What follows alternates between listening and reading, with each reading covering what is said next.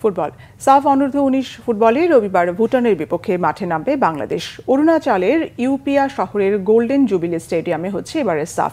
পাহাড়ি এলাকার সমুদ্রপৃষ্ঠ থেকে প্রায় 1100 ফুট উঁচুতে খেলতে হচ্ছে বাংলাদেশকে। 6 দলের টুর্নামেন্টে চ্যাম্পিয়ন হওয়ার লক্ষ্য ফয়সালদের, কিন্তু ভালো শুরুর আশা দেখিয়েও প্রথম ম্যাচে জয় পাওয়া হয়নি তাদের। মালদ্বীপের বিপক্ষে আধিপত্য দেখিয়ে 2বার এগিয়ে গিয়েও 2-2 গোলে হতাশার ড্র করে গোলাম রব্বানী ছোটনের দল। গোল করেন অধিনায়ক নাজমুল হুদা ফয়সাল ও রিফাত কাজী। গ্রুপ এতে বাংলাদেশের পরের ম্যাচ ভুটানের বিপক্ষে। সেমিফাইনাল নিশ্চিত করতে এই ম্যাচ জিততেই হবে তাদের।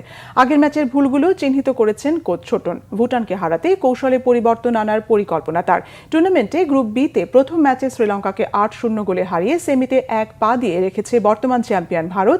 তাদের পরের ম্যাচ নেপালের বিপক্ষে।